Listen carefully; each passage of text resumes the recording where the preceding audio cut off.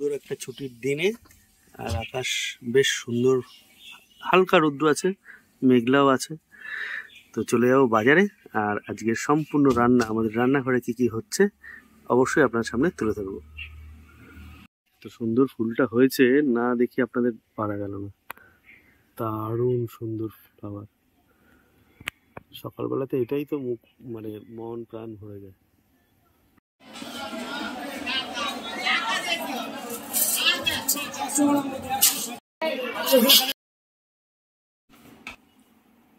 Breakfast তো হয়ে গেল দারুণ সুন্দর, আপনাদের দেখালাম কি মাছ এনেছি। আর এই হচ্ছে আজকে ইলিশ মাছ, খুব সুন্দর মাছের গন্ধ, তার সঙ্গে হচ্ছে এটা বাটা। মেনলি হচ্ছে ইলিশ মাছ তো কমন জিনিস, এই যে প্রচুর ফুল বাটা কিভাবে হয় অবশ্যই আপনাদের জানাচ্ছি। খেতেন এই গলা চুলকে নাকি? আমি আগে দিয়ে বলেছিলাম কচু জিনিস, এখন কচু জিনিসে কি হয় তো জানি কি হতে পারে। কড়াইতে দিয়ে দেওয়া হলো তেল, গলা চুলকে কি রে খাই নাই তো, আমি তো খাই নাই, বড়াটাই দেখো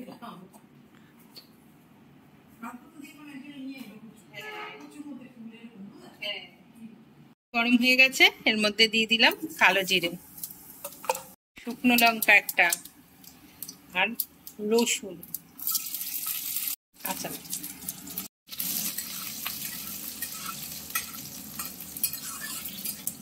এই কচুর ফুলগুলো এর মধ্যে দিয়ে ভাজতে হবে। রসুন টসুন সব দেওয়ার পরে কচুর এই ফুলগুলোকে কেটে নেওয়া হয়েছিল ধুয়ে নিয়ে, আর তারপরে দিয়ে দেওয়া হলো কড়াইতে।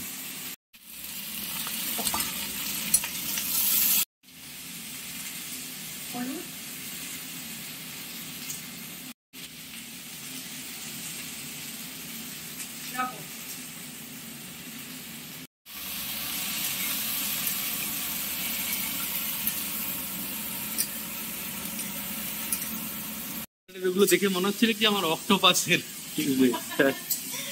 হ্যাঁ ওই স্কুইড অক্টোপাস যেরকম গোল্লা গোল্লা থাকে না, ভাজলে পরে আবার একটু হয়ে যায়।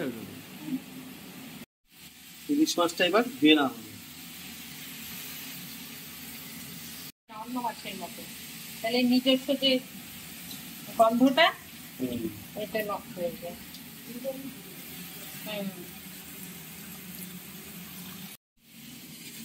এবার লবণ আর হলুদ দিয়ে দিচ্ছি এর মধ্যে।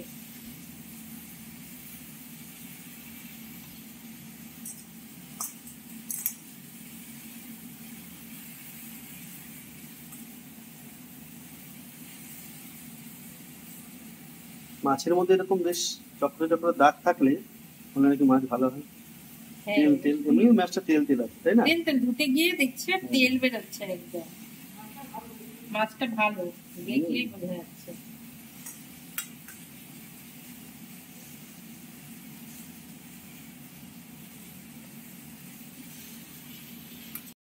কমপ্লিট ভাজা, ভাজা কমপ্লিট। এবার এটা বাটিতে তুলে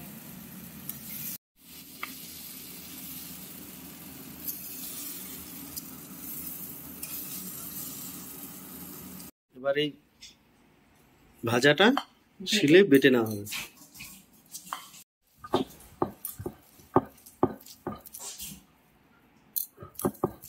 অনেকে কাঁচা বাটাও খায় নাকি?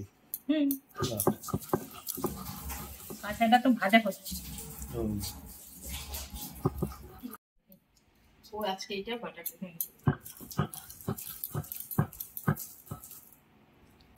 শিলনোড়ায় বাটা।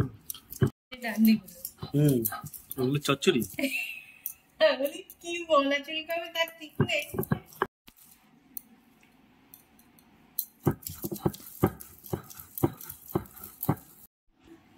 এটা কি, কিন্তু তার সঙ্গে এটা কি? এটা গাছের আম ছিল, আম দিয়েছেন সে টকের জন্য? কি অবস্থা, আম বেটে দিয়েছি, আম বেটে দিয়েছে, অসময়ের আম, অসময়ের আম। তো কচু ভাজা কমপ্লিট, তা আবার আম দিয়েছে, জানি না কেমন হবে খেতে, টেস্ট করতে হবে। টেস্টি করবে। এটা কি এরপর আবার ভাজা হবে নাকি? না, কমপ্লিট। কমপ্লিট। বাহ, বাহ, তো বাটা হয়েছে, এবার দেখুন এটা কষ্ট, ঠিক আছে, শিলনোড়া সিঙ্কে তুলে ধোয়া হচ্ছে, কি অবস্থা, ঠিক আছে। আর এই কচুতে সত্যি গলা ধরে যাবে, ঠিক আছে, যারা রিক্সে নিজের রিক্সে খাবে। নিজের রিক্সে খাবেন, ঠিক আছে,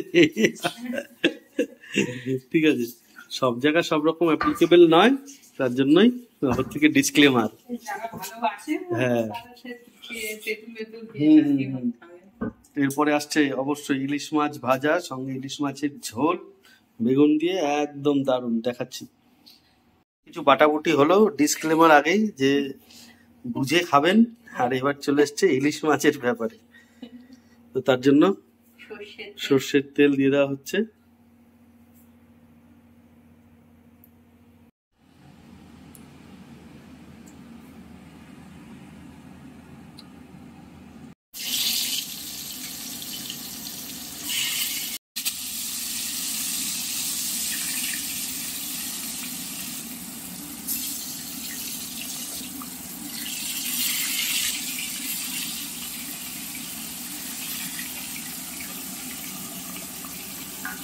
মাছের সঙ্গে ইলিশ মাছ মানে ইলিশ মাছের সেটা ঝোল হোক বা ইলিশ মাছের ভাপা হোক, সঙ্গে ইলিশ মাছ ভাজা না হলে ইলিশ মাছটা ঠিক জমে না। ইলিশ মাছ ভাপা, ইলিশ মাছের আর ইলিশ মাছের এই ভাজা, এটা তেল দিয়ে দারুণ ভালো লাগে।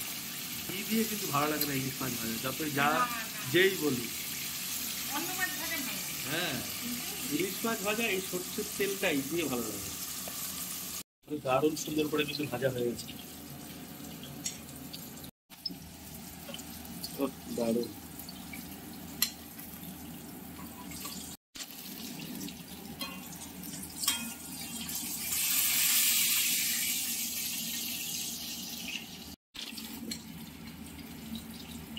এরকম ইলিশ মাছ ভাজা আর তেল, ও জমের ক্ষীর।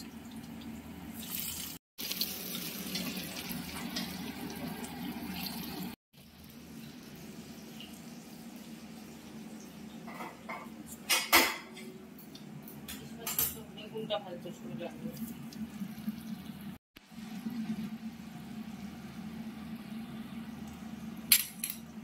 দারুণ লাগছে দেখতে, এখানেও ফুটছে, পারফেক্ট ইলিশ মাছ ভাজা একদম দারুণ। এরপরে হবে ইলিশ মাছের ঝোল, ঝোল। বেগুন দিয়ে হালকা ঝোল, বেগুন আর কালো জিরে দিয়ে।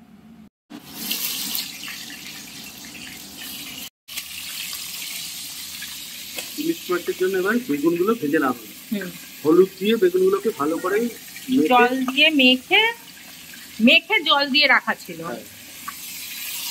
আমরা কালো জিরে আগে দিয়ে সেইভাবে বেগুন দিয়েছিলাম, কিন্তু এখানে সেটা একটা আলাদাভাবে বেগুন দিলাম কালো জিরে ছাড়া। যদি কালো জিরে পরে দেওয়া হবে, পুড়ে যেতে পারে আগে অতিরিক্ত দিতে। ইলিশ মাছের বেগুন ভাজা একদম কমপ্লিট, এবার তুলে নেওয়া হবে।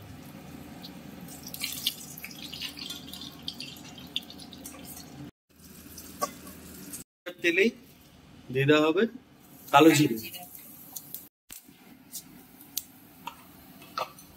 হ্যাঁ, আদা আর কাঁচা লঙ্কা এখানে পেস্ট করে রাখা আছে। আদা কাঁচা লঙ্কা দিয়ে ইলিশ মাছের কালো জিরে আর বেগুন দিয়ে পাতলা ঝোল। মশলাটা এবার দিয়ে দিলাম।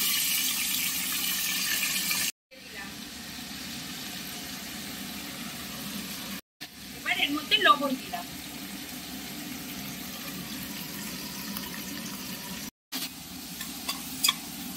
মশলার মধ্যে জলটা দিয়ে দিলাম। একটু জল দিতে হবে, অনেকটাই জল দিতে হবে।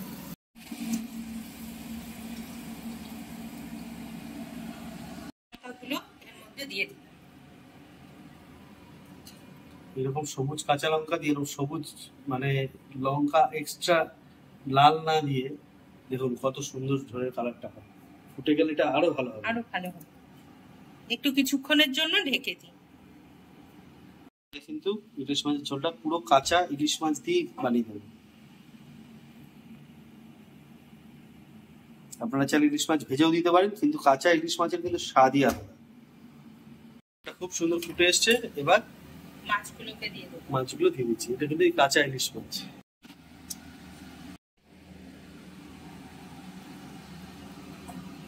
মাছের উপরে এবার দিয়ে দেওয়া হচ্ছে ভেজে রাখা বেগুন।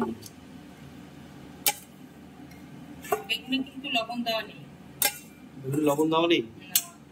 তাহলে লবণ যদি পড়তো তাহলে বেগুন এগিয়ে যেত ভাজার সময়। লবণটা ঝোলে যেই লবণটা আছে এখন সেইটাই এখন বেগুনে ঢুকবে। এটাই হচ্ছে সেই একটা হয় না অথেন্টিসিটি মাছ রান্নার। এই হচ্ছে সেই মাছ রান্নার একদম অথেন্টিসিটি। খুব সহজ উপায়ে স্বল্প টাইমে মশলা এই সামান্য। ইলিশ মাছ যারা পছন্দ করেন তারা ইলিশ মাছ যে কোনো সময় যে কোনো জায়গায় রান্না করে খেতে পারে। সবচেয়ে সহজ, যে এত মশলা বাটার ব্যাপার নেই, কোনো কিছু নেই। অনেকে তো আদাই খায় না ইলিশ মাছে। আবার শুধু প্লেনও করে, আদা জিরে কোনো কিছুই দরকার নেই, কাঁচা লঙ্কা দিয়ে করা যায়। ইলিশ মাছের নিজস্ব যা টেস্ট আছে। ঠিক। তাহলে এরকম একটু বয়েল হোক, আমরা তাড়াতাড়ি ফিরে আসছি। আমাদের একদম কমপ্লিট। দারুণ লাগছে কিন্তু দেখতে, সুন্দর একটা গন্ধ বেরিয়েছে। হ্যাঁ মাছে খুব ভালো। তাহলে আর দেরি কিসের, এইভাবে তৈরি করুন এই বর্ষার দিনে। এরকম ইলিশ চট জলদি রান্নার জন্য সবচেয়ে বেস্ট জিনিস। যতই চিকেন থাকুক, যাই থাকুক, যত মাছ থাকুক, এই রান্নাটা সবচেয়ে সহজ আর খুব সুস্বাদু। যারা পছন্দ করে ইলিশ মাছ, চিংড়ির থেকেও ভালো। তাহলে আজকের ব্লগটা এখানে শেষ করছি কুকুরের। এরপরে দেখা হচ্ছে আপনাদের সঙ্গে আমাদের পরের ব্লগে। সেটা হচ্ছে আমাদের খাওয়ার টেবিলে। ভালো থাকবেন, সুস্থ থাকবেন। আবার দেখা হবে নতুন একটা ভিডিওতে।